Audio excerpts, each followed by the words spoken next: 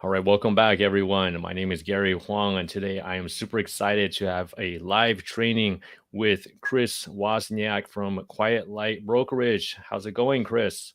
I'm doing great, Gary. How are you doing? Doing excellent. Thanks so much for being here. So, Chris is going to give you a live training. He's going to explain the three pitfalls to avoid when selling your business. And, there's a lot of incorrect notions, there's a lot of myths out there. So, he's really going to walk you through a lot of these key topics, such as, thinking a penny saved is a penny earned, running your business like you're going to sell, and also making yourself irreplaceable.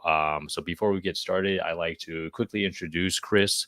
Chris has been a business broker for the past 17 years, and he's been representing hundreds of sellers, and he has earned his accreditations of mergers and acquisitions, and a number of other accolades that I won't get into right now. He also created and he sold his first e-commerce business in 2003. So he's an early pioneer when it comes to e-com. Since then, he's purchased an affiliate marketing site. He's created multiple content sites and an FBA private label business. And he joined Quiet Light to really merge these two passions together and help online business owners really reach their exit goals. So welcome again, Chris. Before we get started, I'm curious. I know a lot of people have been following the whole space with, the whole aggregator, the bubble, and I don't know if it is a bubble. I'm just curious, what are you seeing in terms of the state of the whole marketplace for Amazon FBA businesses and acquisitions right now? That's a great question, and it's one that's been getting asked more and more increasingly as the months and now kind of year goes by. So when I got into the business, it was right off the dot-com bubble in 2003. So I've actually been at it almost 20 years. And then we kind of went through the financial crisis in roughly 2008, 2009. So I've seen kind of what that recessionary look can do to the marketplace. And from I think in this particular case, it's a unique market in that the aggregators, as far as the history of buying and selling businesses go, they're relatively a new concept, and they're sort of not always now, but sort of specific to Amazon FBA businesses. They've kind of broadened their horizons with e-commerce and Shopify sites, and also even I think for a while content sites that kind of dovetailed in with their products, physical products. But for me, I considered kind of summer of 2021 the pinnacle of anything I've ever seen as far as valuations go, as far as the money that was in the market and was being deployed for acquisitions. Is it slowed down? Has it since then? Yeah, I think so. Just that's anecdotally my experience. But it's kind of like we've backed off of what I consider to be probably the highest of highs. So I still think the market is really, really strong. And I know from experience that just even if we go into a recessionary type of period, sellers are still wanting to sell, buyers are still wanting to buy. There may be some differences in deal structure and potentially a squeeze on valuation. I think we're going to see that. But right now, to me, it's still really strong. Yeah. In terms of the valuation and the multiples, I know a lot of people have been wondering about this because anecdotally, we've heard during the highest of highs in 2021, it was up to like a 5x or even 6x multiple based on EBITDA. And now we're hearing it's coming back down to about 2 to 3. I'm curious, what are you seeing? Yeah. The last sort of close to 8-figure deal I did was in the $9 million range in December of 21. And that was, I think, roughly a 5.8, 5.9 multiple. That included a decent amount of inventory. So that always kind of skews it when you're trying to compare apples to apples. But yeah, I think a 2 or 3 multiple really doesn't have anything to do with, in my opinion, with the marketplace. It would have more to do with the business in general and the size of the business, and then a few other kind of foundational valuation aspects. So I would say if you've got a business that's netting 500,000 SDE or adjusted EBITDA, and the trends are positive and the other components look positive, I still think you can garner a really good multiple. I mean, 3.5 to 4.5, depending. Yeah. Yeah. Okay. Excellent. Yeah. Very cool. All right. So I know we have a lot to cover today, Chris. So without further ado, let's go ahead and start the presentation.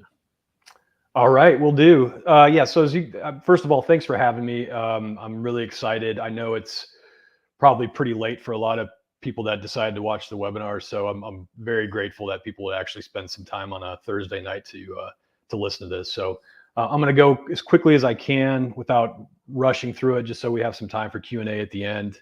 But again, my name is Chris Wozniak with Quiet Light Advisors, and the slideshow, the presentation tonight is called 3 Pitfalls to Avoid when Selling Your Online Business.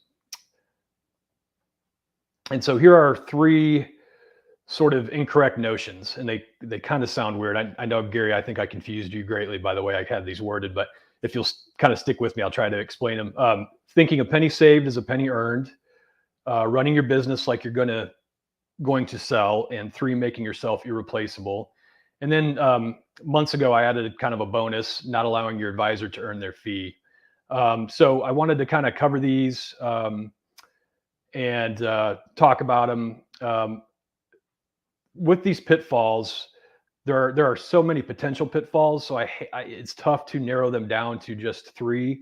I chose these particular pitfalls, hurdles, just because over the last couple of decades, these are 3 or 4 of them that kind of repeat themselves, or you see them quite often. So I thought it would be, I really took the time to figure out what 3 would I think would benefit potential sellers that are listening. And these are 3 really important ones. Before we get into those 3, I want to talk about just kind of, it's not necessarily housekeeping, but I want to talk about ad backs, because kind of at the foundation of everything we're going to talk about, at the end of the day, we're always trying to determine valuation. And the way we determine valuation is by a multiple that we kind of, through subjective and objective matters, try to figure out. But that multiple is based on sellers' discretionary earnings. And what that is, if you don't know, whoever's listening, that is basically taking your net operating income and then adding back things that you may run through the business that would be available to a new owner if they ran the business kind of cleanly. So in other words, it could be your operating income plus an owner's salary, and there's different levels of add backs. Level 1 would be like owner's salary, health insurance, retirement contributions, depreciation, amortization, which are non-cash accounting items. And then you have level 2 add backs, which would be like the seller's payroll, taxes, any one-time kind of lump expenses like trademarks or patents or copyrights, or maybe a legal expense to draw up a document that you don't need drawn up more than once, equipment purchases, cell phones, that sort of a thing. And then there's kind of a 3rd level of add backs. And you could almost have a webinar on add backs, but I'll quickly, a 3rd level of add backs would be like,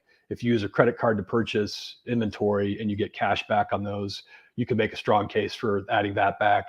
If you own an Amazon FBA business, and we've done this before, and you're able to raise your prices, and for 3 months, let's say you don't show any decline from sales velocity, then you can make a case for going retroactively back 9 months and taking that delta, that difference, and applying it across units sold to increase your seller's discretionary earnings. And the same thing if you're able to reduce your per unit cost with your manufacturer, that can be retroactively added back if you can make a good case for it. So that's just something to keep in mind.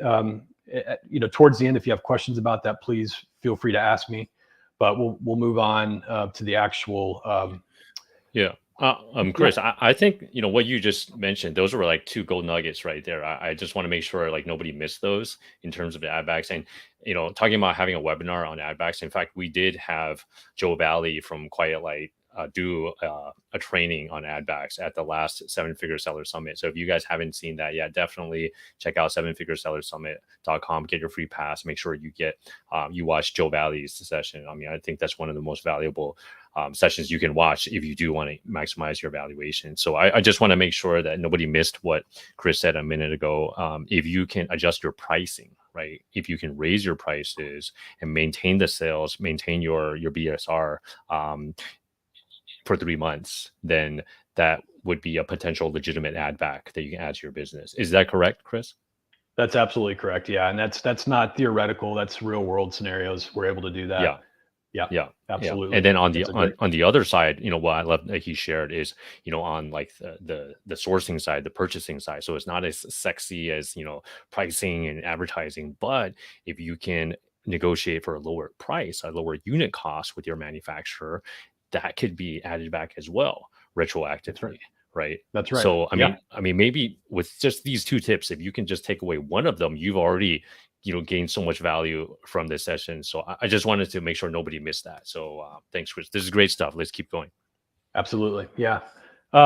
Yeah. So let's go to the next slide. We can get into the first kind of pitfall.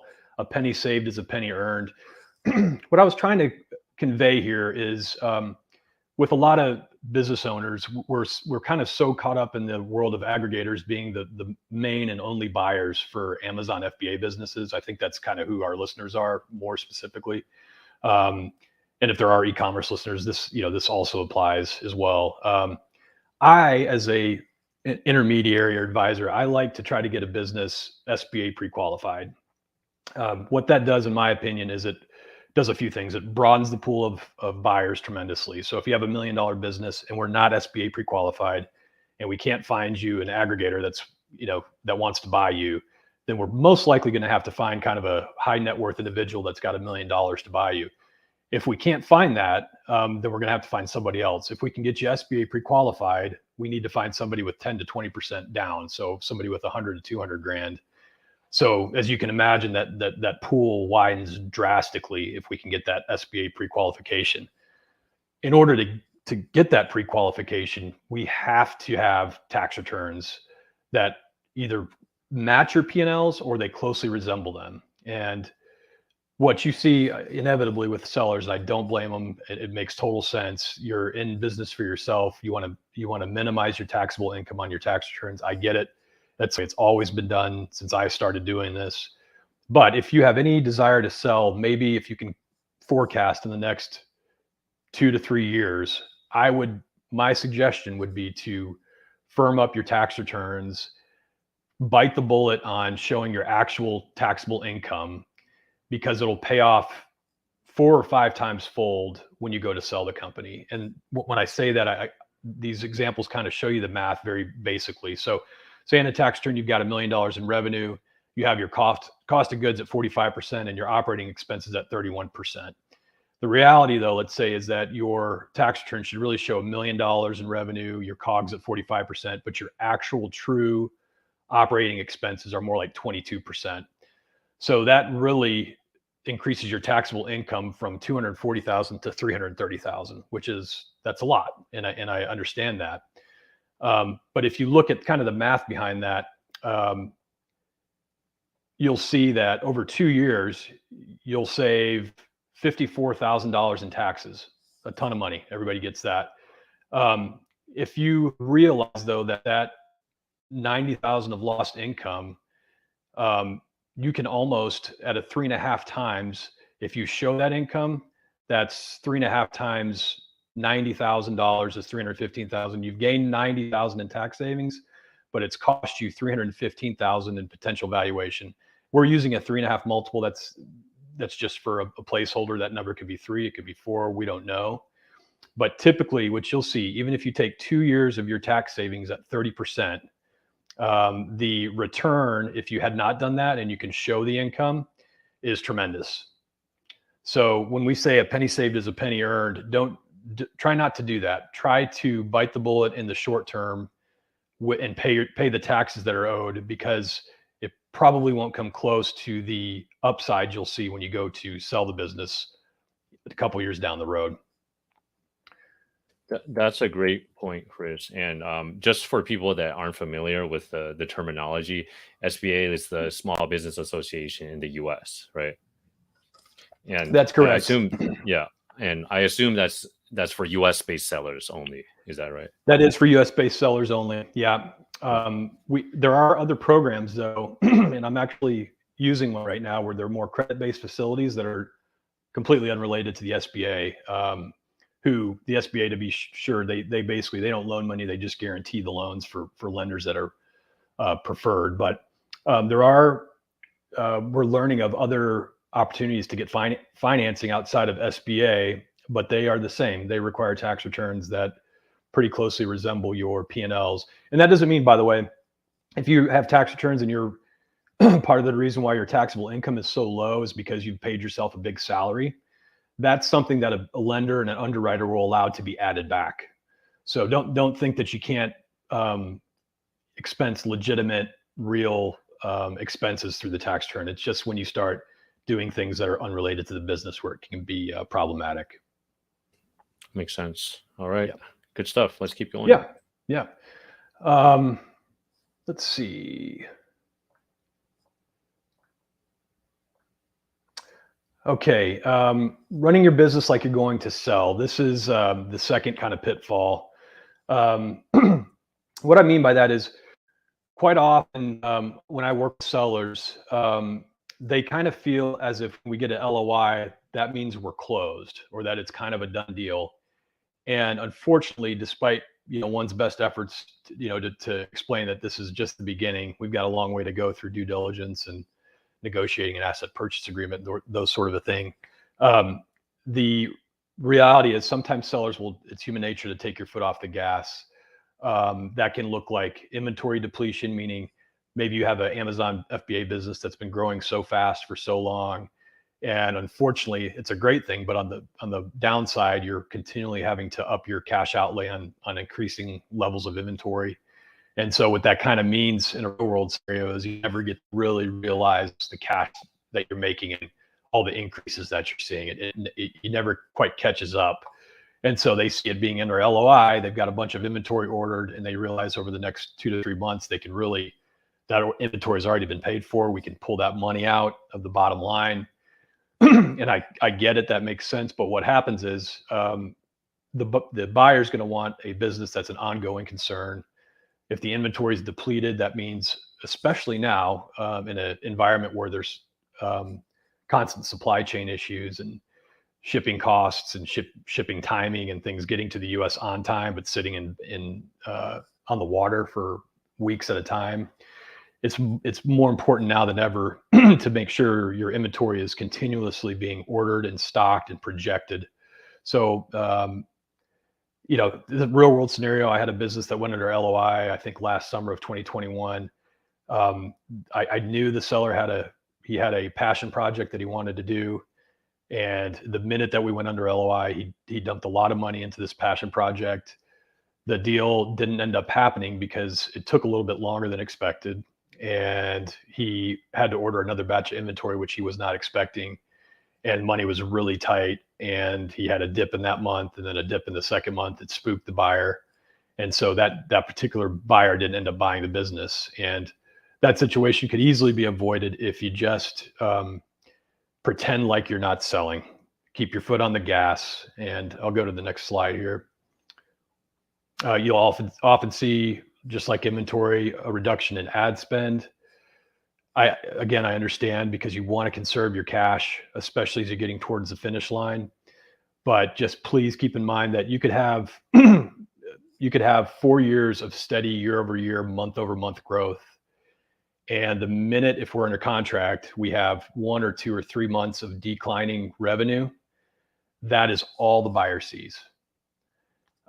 They block everything else out. So no matter what the business has proven to be over a long period of time, there's a lot of recency bias when it comes to the most recent months and what they're doing. So it's critical. If there ever were a time to put your foot on the gas, it would be when you're about to sell or when you're under LOI, moving towards closing. And same thing, discontinuing contract relationships.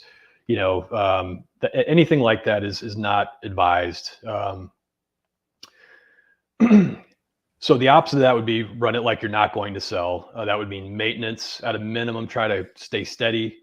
Right now, there's some online owners, business owners that I think they're able to stay steady. That's a win. The market's really weird, and different niches are doing better than others. So sometimes just maintenance is all you need. I mean, as long as an underwriter and a lender see maintenance, they're pretty happy with that.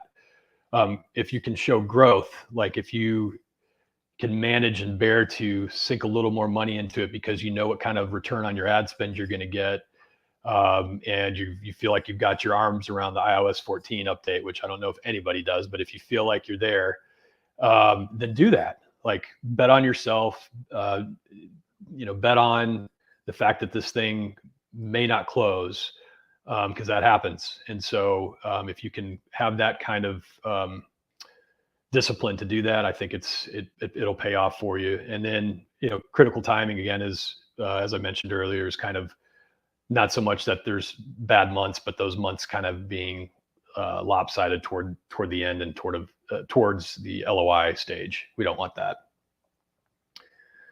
The third pitfall I wanted to talk about was making yourself irreplaceable, meaning that's a bad thing. I've sold many businesses where that's the case. The seller is the brand. I mean, so much so sometimes the URL is their first and last name. The content that they put out, maybe YouTube videos or Facebook Lives, is them. And so they're the brand, they're the talent. Sometimes they're the creative vision if there's like content or any type of artwork that goes with the site. So that if you're a buyer, that can really be problematic because they're thinking of it as, well, it's a great business, but you're the business. So they have to get their arms around, how do I run this business, or separate the previous seller from the business. And so there's a couple things. If a seller were to reach out to me, and it happens all the time, I've actually had 2 in the last 2 weeks that were digital marketing agencies, and both of them, one of them, the URL is their name, and the other one I think is part their name, but their face and pictures and families and everything are all over the website, and they are 100% client facing. My goal in talking to those sellers is find out what their timeline is, because if they have a little bit of time before they need to sell, if they have a year or two, then we try to give them a path forward, kind of a playbook to removing themselves from the business, removing their likeness from the business as much as possible. If they have time to kind of rebrand and they feel comfortable that their clients won't freak out, that's another thing to do. And it's basically, prepping for a sale. And so there are tools that a seller can use to do that. Get the processes out of your head, the SOPs that you need written down, get them out of your head onto paper. And so those are some kind of solutions that we can kind of convey to sellers, that if they can make those things happen, that it becomes more sellable. On the flip side of that, sometimes it's just not possible. So like, I sold a subscription box business in summer of 2021 in the beauty niche, and the lady that owned it, she was awesome, but she did all the Facebook Lives, she did all the videos. She had a great personality, so she had a raving kind of Facebook following and Instagram following. The aggregator that bought her, who was more of a brand buyer than necessarily just an Amazon buyer, we came to terms. We put together a plan to where the owner, who admittedly didn't want to handle any more of the day-to-day business and operations of the business, that's not where her passion lied, nor the marketing or anything like that. But she loved the creative part and thinking up new products and different branding for those new products. And that was her passion, and being on camera. So we just figured out a consulting, a post-closing consulting, an indefinite consulting period that paid her a lot of money. It freed up most of her time and allowed her to do the things that she wanted to do with the business, but also freed up a bunch of her time to pursue some other creative endeavors that she wanted to do. And she's still doing great. She took a big chunk of cash off the table and is making a lot of money right now. So where there's a will, there's a way. So don't think that it's impossible to do it. It's just that if you can minimize your likeness and your brand, it's a smart thing to do. Chris, can I jump in with a question very quickly on the previous slide, please? Mm-hmm. So we had a pre-submitted question from Anthony, who asked about VAs. Is it still important to have VAs running everything, or can the business be bought with me running things and I stay on getting a percentage? What would you say? Well, I don't think whether you have a VA or VAs or not, or if you're kind of a full-time owner operator, that is one topic for discussion. And then whether or not you retain equity um, with a new co purchasing you post transaction is kind of a separate topic, and both can be intertwined. To answer the first part of the question, VAs, personally, I think when buyers look at online businesses, I think they are much more attracted to the ones that have far less hours worked by the owners per week. So the more passive that you can say it is, but also demonstrate that it is, it has to actually be passive when you make that claim. I think that adds more value. I really do. Or it either adds more value to the number, or it makes it more likely that you're going to sell the company successfully. As far as if you're an owner operator working 40 hours a week, I sell those all the time too. And maybe we sell it to another owner operator, but maybe we sell it to somebody that has a good team of VAs in mind that can take over a lot of what the owner is doing. It kind of depends on what the owner does. If they're a creative force and have a specific talent, as a buyer, you better try to determine if you can replace that talent or if you have those same talents. So that's really important. If they're doing kind of mundane tasks that you could teach or show in a spreadsheet or through procedures and standard operating procedures, then that's a whole separate story. That you can teach to somebody, and it's pretty easily transferred that way. So an equity rollover, as the listener asked, that's up to you, and it's up to the buyer. I sold a RV business, e-commerce business in December, and the owners retained 10% equity in it, and I think it's the best decision they could have made, because that 10% could very well end up being a larger bite of the apple than when we sold it for them originally. So it just kind of depends. Excellent. Sounds good. Let's keep going. Yeah. Okay. Let's see here. Oh, so a bonus. It says not allowing your advisor to earn their fee. The reason I wanted to cover this is because I feel like we can cover a whole bunch of topics that are important that kind of fall underneath this. Why would that happen? Why do sometimes sellers kind of march to the beat of their own drum? I think, in my estimation, part of it's probably the fact that they're entrepreneurs, as we all are. Like at Quiet Light, all the advisors are, current and past and entrepreneurs. So we understand that, and it takes a certain personality type, and you got to believe in yourself, and you've probably been successful. So how when you do things, you're doing them right usually. But what I try to get sellers to realize is if they can trust us, me as their advisor, and I know there's the one that typically play their cards close to their vest, and I think that's smart to do with buyers. But when it comes to your advisor that you hire, it's really better to be open with us, because we have a fiduciary kind of responsibility to represent you guys. Just because you share intimate things with us or expectations, that doesn't mean we share those with the buyer. That's not how that operates. At least not a advisor that's worth their salt and has been around a long time, because you wouldn't be able to survive that way. So you've got to be able to trust us. And so the question would then become, how do we establish that trust? And I think there's a few things. These aren't all of them, but it's education. It's helping first. It's, as I mentioned earlier, online business experience. It's, I think, longevity, meaning how seasoned is your advisor. It's deals done, which is kind of proof of your experience. And then I think, designations can be one as well. Why trust an advisor? There's knowledge in numbers.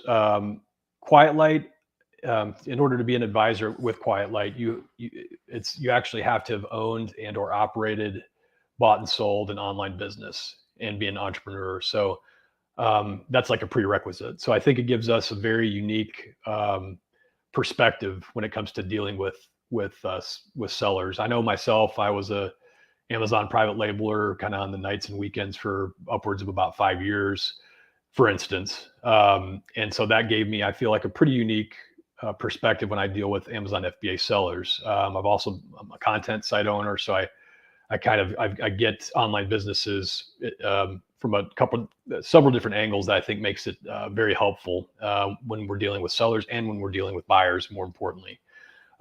Number of transactions, over the years, I've done probably 150 transactions, probably more than that now. The combined number of transactions with all the Quiet Light advisors is tremendous. We're also intermediaries, by nature. I call myself an advisor. I usually don't call myself a broker. It's not that there's a negative connotation. Some people think there is, but in my opinion, we really are intermediaries because we represent sellers, but we have to work with both parties, the buyer and the seller, to get things done. And both parties have to trust us. The seller has to trust the buyer. The seller has to trust me. The buyer has to trust me. The buyer has to trust the seller if we're ever going to get anything done. So I think intermediary is an appropriate label for what I do, and that's what's in all the accreditations. It's either intermediary or professional, and I think they do that for a reason. Let's see here, slide 13.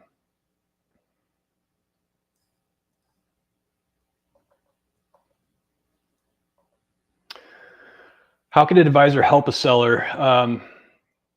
Again, as we said earlier, concentrate on running your business. Follow our advice. It's so key. We have a pathway forward, and it just starts with gathering information. That turns into putting together a package. That turns into launching the business. And then there's so many steps from that point on. I try to tell sellers quite often that this will be maybe one of the most kind of emotional roller coaster situations in their life, because it's usually their biggest financial transaction that they've ever been a part of. You're dealing with people, and it's transactional in nature. So by nature, it's going to be emotional. There's going to be ups and downs. There's going to be times of the deal, whether you're under LOI or in due diligence or negotiating the asset purchase agreement. Without a doubt, there will be times where things look dicey, where you're doubting things, where maybe you're thinking, gosh, do I really want to sell? And so you're starting to forget all the reasons why you wanted to sell. And then you kind of come back to center and think, maybe I don't want to sell. And that's all fine. But part of my job as an intermediary is not only the preparation, but it's also to hold your hand, almost be like a quasi psychologist, if you will, a shoulder to lean on or cry on or whatever the case may be, to try to get you through. And it's not because we're special as intermediaries or I'm special or anything like that. It's a matter of repetition, and having done this for so many years, you start to understand people's concerns, their motivations. You can kind of get out ahead of those, is what you really want to try to do. But that's kind of what I wanted to get across when it comes to allowing your advisor to earn their fee. Is allow us to help, allow us to give our opinion, and to kind of show you a path forward that we don't deviate from, and we don't, only because we know what works and we know what doesn't. And it'll make life so much easier if you can trust us. But again, the only way you can trust us is allowing us to educate you, and some of those other bullet points that I mentioned earlier. Just a few other things. Again, I just want to cover some of these quickly. Deal nuance. We talked about multiples briefly at the beginning of the call. It appears pretty straightforward. It's like, what's my multiple? But it's very much art as it is science. There are all kinds of things that that fall into valuation and what drives it. There's kind of the fundamental, what I call the foundational aspects of valuation, which are like growth and risk, transferability, and documentation. You've probably heard those before, but they're really important. But if you look at it this way, if you have two companies, comparing apples to apples, you have two companies that look on the surface exactly the same. They sell the exact same product. It's the exact same price. Everything looks the same, except, and you take a snapshot of it, you would think that both have the same multiple. But if one is going the right direction, increasing in revenue and positive trends, and one's doing the opposite, then obviously that multiple, which maybe we would have started out at a 3 for this particular type of industry in this business at their SDE. Well, if you think about that multiple existing on a range or a spectrum, then you'll know that if it's a 3, if they're equal, and then one is declining, that 3 is going to tick down to maybe a 2.75. And if it's really doing well, then that 3 maybe becomes a 3.25. And then the question might become, well, how do you know if it's a 3.25 or maybe it's a 3.3? And the answer is, I don't really know. The best we can do is try to make sure we're serving the seller's needs and what they're wanting to get for the business. But also, I'm going to give you a very honest opinion of what I think is realistic or not. And if we're not within that range, then it might not be something that's doable. So I think the key there is just honest conversation with ranges and valuation. Other deal nuances, SDE deep dive, which we talked about, seller's discretionary earnings regarding add backs earlier. I think it's important to talk about minimizing seller's time in the transaction, because we're asking you to continue to run your business. We're asking you to put your foot on the gas and grow it. It's hard. That would be hard to do if we're taking up a ton of your time throughout the process. So I think something that Quiet Light does really well is we try to, in the packages that we create, the marketing packages, we have a client interview, which is a written interview that's usually about 100 to 125, sometimes 150 questions, where we proactively ask questions that we really are pretty sure buyers are going to ask. So it's kind of preempting those questions that we're going to get, and we get the seller's input on those and responses, and we put that into the document. We also do a video interview with all of our sellers, which are awesome. It's probably my favorite part, because without fail, buyers will come to us and say, like, I feel like I already know the owner. It kind of establishes a trust level and a credibility. So by the time the buyer gets the package, they've seen the P&Ls, they've seen the executive summary, they've seen this client interview, they've seen the video or listened to the video. They are much further down the buying path than is typical. And they're also, when they have questions, they may have additional questions, but it's going to be a lot less. So I'm not going to have to piecemeal a seller and just, plaster them with a bunch of different emails with different questions as they come in randomly. And so that's the way we set that up. So we can minimize the seller's involvement, at least during that time. Once it gets into due diligence, then it requires a little bit more time. But that's, again, these are small windows in time where there might be some concentration and time necessary, but that's really it. Again, reiterate, dealing with buyers, trust is key. They have to trust us just like the sellers trust us. Otherwise, they just won't buy. They won't purchase anything if they sense anything that feels off to them. So it is important, although we represent sellers, it is important that buyers trust us and trust sellers as well. And then, I think it may sound trite, but constant contact and availability. I think, when I represent sellers, I like to have communication wide open. I like to be able to be reached on text, as long as it's not like super late or anything like that. But I love being able to text back really quick. I like buyers being able to reach out and let me know right away if there's something that's on their mind, because the last thing we want to do is have things fester, because that's what can really kill deals and kill momentum is a festering thought that maybe doesn't even have legs and maybe is ill-conceived, but it becomes its own monster in somebody's imagination. And if the quicker we can get out in front of that, the better. And one way to get out front of that quickly is to make sure everybody knows you're available. And if you are and say you're available, be available and get back to everybody. So that's essentially it. I know there's some more slides there. It kind of deals with accrual versus cash accounting, and that dovetails into a couple of the slides. But I know it looks like we have Gary, we have 20 minutes left or so. Yeah, we have, no, this is a very good overview of these 3 pitfalls. So thank you for that, Chris. And I wanted to address some of the pre-submitted questions that we got, that we had, if that's okay with you, Chris. That'd be awesome. Yes. Excellent. So we had a couple questions about margins and profitability.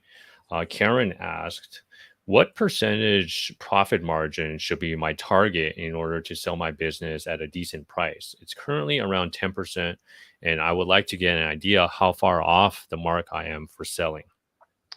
So her net margin is 10%, I'm assuming? Yes. Yeah. Well, yeah, she said percent profit margin. Okay. Yeah. Um, so I think the higher, I mean, rule of thumb, the higher your margin, the all things considered equal, the higher your margin, the higher the valuation would be. I do think a 10% margin. I've sold plenty of businesses. I have one under contract that's like a 5% margin. But it because of that and because of trends, it took a hit on valuation. So it's almost a little bit more of a distressed situation, especially if you can't demonstrate a way. Maybe there's something about the business model that is causing that type of margin. But probably if I were to give you like a ballpark number, I hate to do this, but maybe like 20% on Amazon FBA business, maybe 23%. Maybe a range of 17 to 23% is pretty strong. I think when you get lower than that, you know, I would think maybe there's something. Maybe it's either the the timing, like maybe it's these last 12 months have kind of beat you up. Maybe it's the fact that shipping costs have been outrageous and that containers went from $5,000 Yeah. uh, to $25,000 a container, and maybe that's just really dug into your margins. If Right. that's a good example of a retroactive add back. If you could demonstrate that your shipping costs have come back to normal, then you could almost go back and look at how many containers you brought across, and then make a case. Just math and logic, as Joe would say. Joe Valley, he coined that, and it's very true. If you can go back and show that, then potentially you could get that margin up from a discretionary perspective.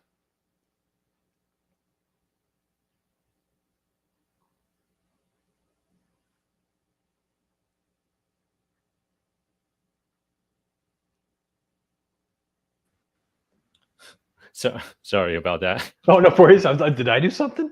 No, I pressed the wrong button. Yeah. Oh, gotcha. Okay. Yeah. Anyway, so I was just saying, if there's some ways that you can demonstrate how you could get that margin up, I think that would be terrific. And if there's a way to demonstrate how that can improve the SDE, that's even better. But maybe it's a price issue. What you're selling the product for. Maybe you're paying too much for it. Maybe it's supply chain and shipping costs and that sort of a thing. I'm not sure. But we'd have to take a look at it. Right. Right. Yeah. And I believe Karen is also live on the webinar right now. So Karen says, part one, my business isn't ready to sell yet, but I've been working on streamlining it for about a year in order to get it sellable. And would it be smart for me to speak to someone I quite like now to know if I am on the right path, working on the right things? Well, hi Karen. First of all, thank you so much for spending some time on a Thursday night. That's amazing. Also amazing is the fact that you are one of few sellers who are actually kind of preparing that far ahead of time, getting your ducks in a row. If I could give advice to any seller that's listening, if you're not ready to sell, try to get ready to sell and prep. Gary, you mentioned Joe Valley earlier. He's got a book called The Exitpreneur Playbook.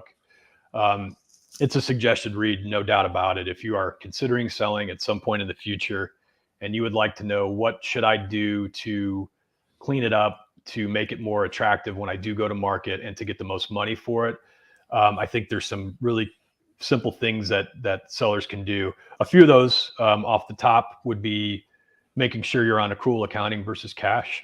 Excuse me. That would be like, for anybody that doesn't understand, here's an example. I've got a large business for sale under contract. When I first spoke to these sellers, they had a $2 million inventory order at the end of 2020. That reduced their tax return in 2020, their taxable income by $2 million. When we converted it to accrual, it showed their income on their P&L as about $2.3 million higher than what it was. So we created right off the bat like $10 million in value. That was real money. So we want to make sure that you're on an accrual basis with your financials, especially if you're growing. If you're growing and you're on cash, and then we convert to accrual, almost all the time you're going to see an increase in your adjusted EBITDA and your SDE. So that'd be one thing I would say. Making sure you have third-party accounting software, whether it be QuickBooks or Xero, or maybe one of the other guys. I would recommend QuickBooks and then Xero. People know those and they're familiar with them. So documentation is critical. The tax returns, I go back to that. I would start right away getting your tax returns in line. If you haven't, and your business is doing great, but you just haven't done the tax return thing, and you're about to sell, I've got a seller right now. We're not quite under LOI, but we were able to get SBA pre-qualification originally from $3 million up to the max of $5 million, just because he was verbally willing to refile his 2020 taxes to show the actual income that he made. So that is also, it's not the end of the world if you do it wrong. You can refile. Might be a little painful in the short term, but it'll pay off. Karen's second part of her question was, would it be worth, I think, talking to somebody at Quiet Light now, even if she's not ready? Absolutely. I would say probably 30% of my conversations, maybe 25%, somewhere in there, are with sellers that are not ready to sell, but know that they will be in about a year, 6 months to a year to 2 years. I mean, I've got some people I talk to that are like have a 5-year landscape. So I love that, because I know, especially if their business is going the right way, I love being able to tell a seller, if you can hold on, please hold on. Let's revisit this and let's stay in contact in the meantime. Let's keep updating your numbers, keep asking me questions as you think of them throughout our kind of building this relationship.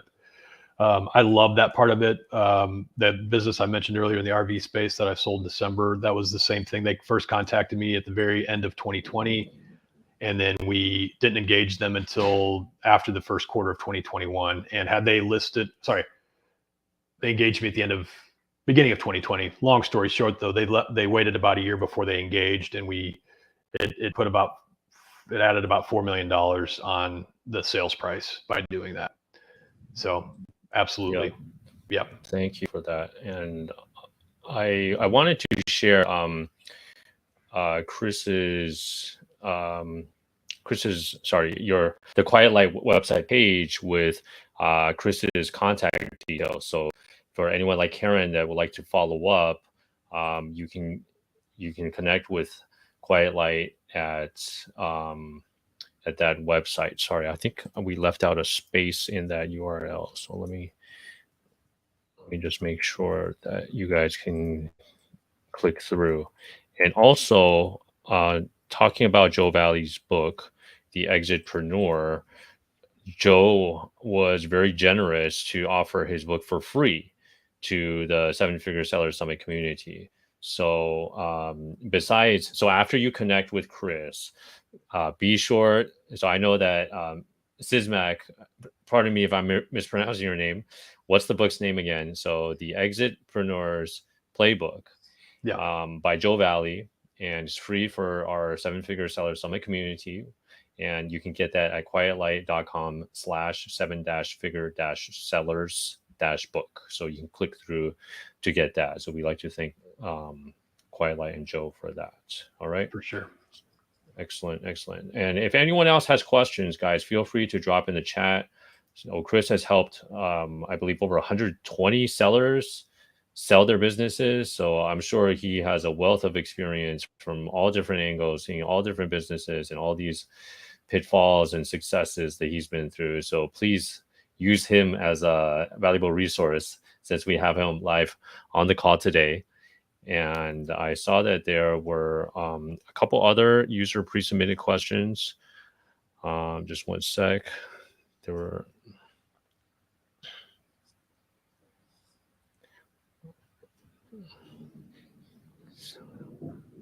Sorry, there's a thunderstorm where I am right now, so I hope that's not affecting our call, if you can hear that in the background. We had, interestingly, a couple people ask about FBM businesses, like fulfilled by merchant businesses. What is the most important step to sell my business on Amazon FBM? This was from Omo. And how hard is a FBM business to sell, from Mark? Any insights on that, Chris?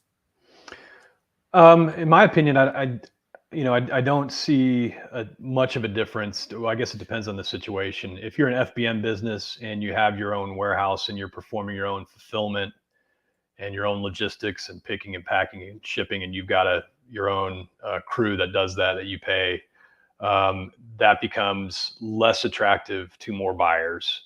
You're now a little bit more geographically dependent as far as the number of buyers that may want to acquire you.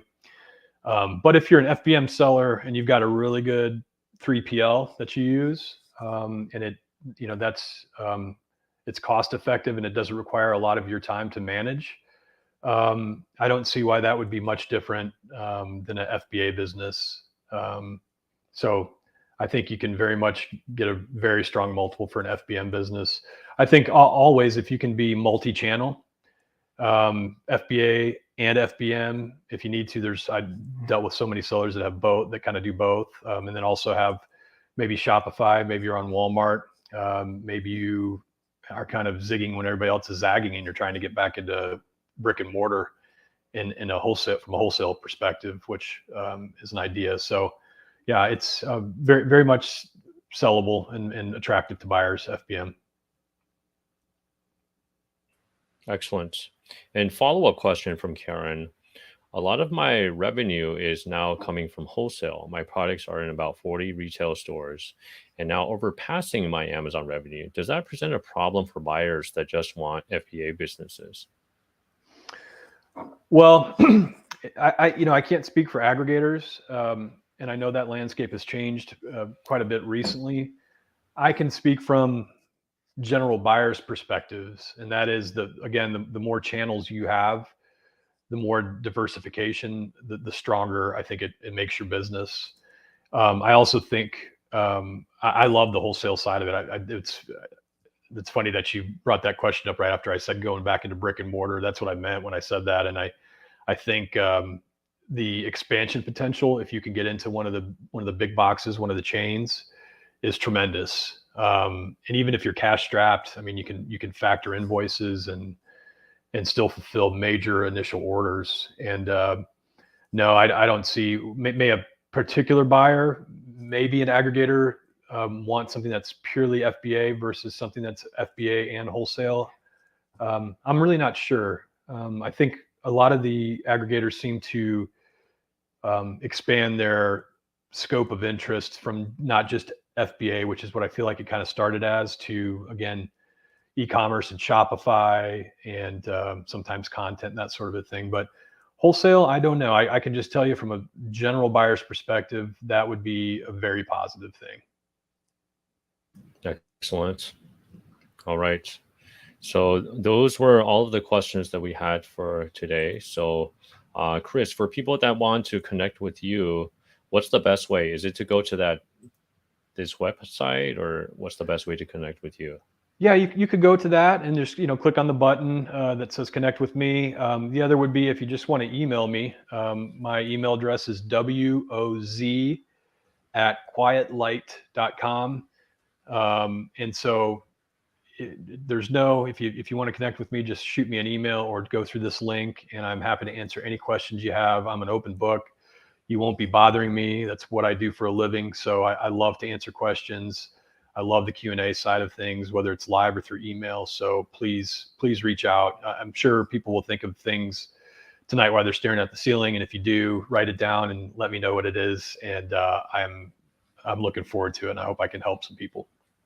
Excellent. All right. Thank you again, Chris. And before I let you go, you already gave one book recommendation, The Exitpreneur. Any other favorite book or favorite podcast you'd like to recommend our audience?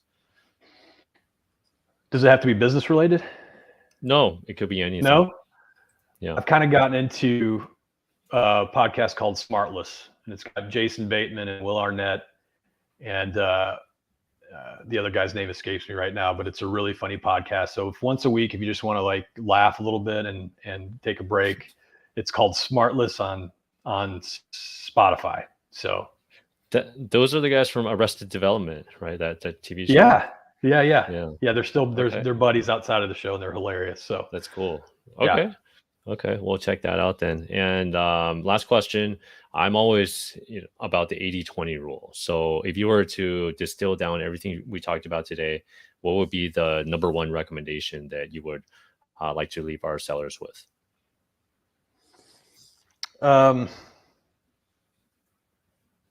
Number one recommendation, I think, would be getting on accrual accounting and tax returns. I guess if I had to boil it down into a couple main things. Yeah. Perfect. Yeah. Getting on accrual accounting and tax returns. You got to do your books right. So great words of wisdom. Thank you so much, Chris, for joining us today. I learned a lot. I'm sure our audience did too. And thank you, everybody, for joining us. We will see you guys at the next session. Bye, everyone. Thanks, Gary. Bye, everyone.